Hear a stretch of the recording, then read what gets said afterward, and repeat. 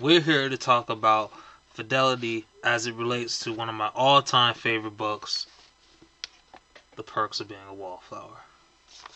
Now, adaptation studies is the act of examining how a work is adapted between mediums, like Spider-Man from comic book to film or Harry Potter from books to movies. There are three main lenses you can use through which to look at adaptation studies: fidelity, intertextuality, and digital intertextuality. Now, for the purposes of this video, we'll just be looking at fidelity criticism as it relates to the Perks of Being a Wallflower. Now, what makes Wallflower over here special is that the original novel writer, screenplay author, director, and executive producer have all lived together in the same house for the last 51 years. And that house in question happens to belong to none other than Steven Chbosky, who wrote the original Wallflower novel in the late 90s and refused to sell the rights unless he was afforded the creative freedom to direct, produce, and write the film to his exact specifications, because he felt like the fans of the novel were owed like the perfect experience.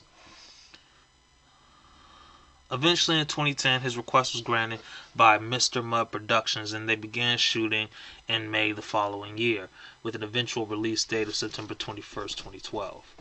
It's extremely rare for an author to be this involved in the adaptation of his own works, so in that respect, Steven Chbosky should hold his head up with pride.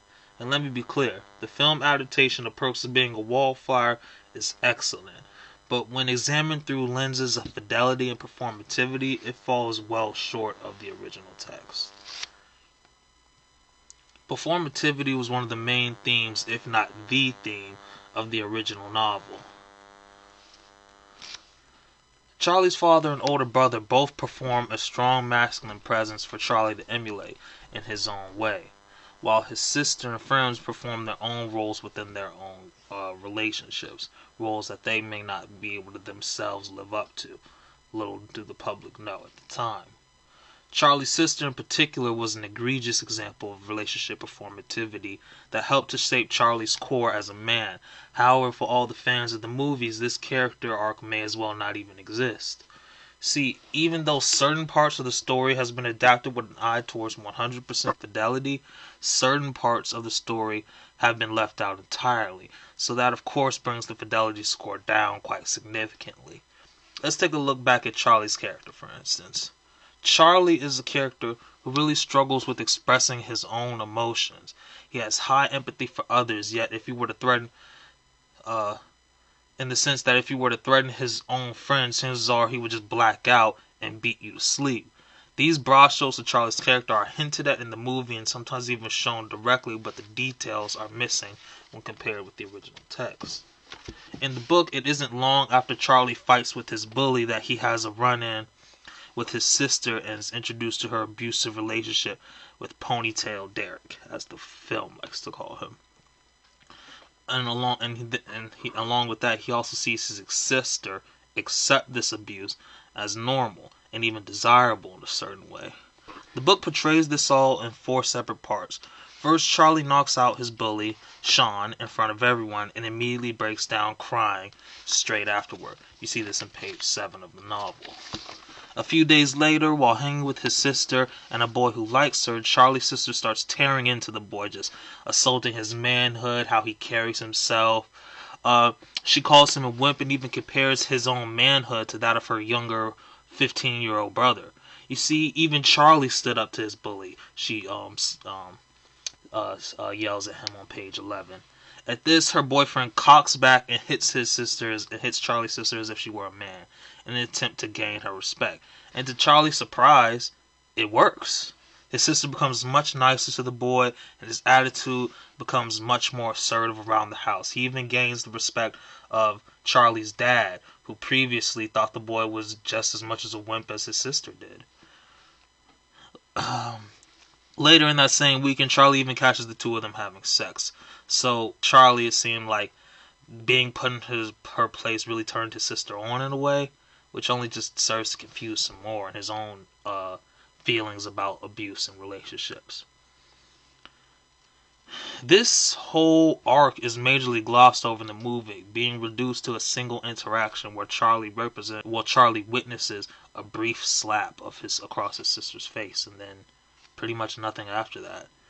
His sister closes the door and says, "I'll handle it," and then we never see how that arc transpires. I mean, we see them at a dance together, and that's it. In the book, this represents yet another time in Charlie's life where abuse was treated as part of everyday life. Just like when he was practically made to watch a young girl get raped right in front of him when he was too young to properly understand what was going on. Page 31. This culminates in Charlie's sister having to get an abortion. Page 117. After being dumped by a guy who, let's face it, at the beginning of the story she was insulting, but now this development is instrumental in Charlie's deciding the type of relationships he wants to have with women, and in my opinion also serve to gently nudge Charlie in the direction of confronting his own abuse, having to witness an abusive relationship from the outside looking in. But you wouldn't know this from the movie because this scene, as well as pretty much anything else to do with Charlie's family, has been cut from the film with a circular saw. What the movie does really well, however, is the reveal of Aunt Helen and the abuse she leveled against Charlie all those years ago. The petty differences in this particular instance don't seem to matter because the overall impression of being trapped in your own mind as a person who's had mental breakdowns feels incredibly authentic, whether looking at the book or the film. This is a quote from Charlie directly. "I'm fine, I'm just tired," I lied. "I got in my dad's car and drove away, and I could hear all these songs on the radio, but the radio wasn't on. And when I got in the driveway, I think I forgot to turn off the car. I just went to the couch in the family room where the TV is, and I could see the TV shows, but the TV wasn't on." Moments like these are where the tender loving care that can only be achieved by an author adapting their own work shines through the brightest. And it's why Perks of Being a Wallflower will always be remembered as one of the all-time greatest adaptations, even if it falls short when examined through a lens of fidelity. I mean, after all, isn't that what intertextuality is for?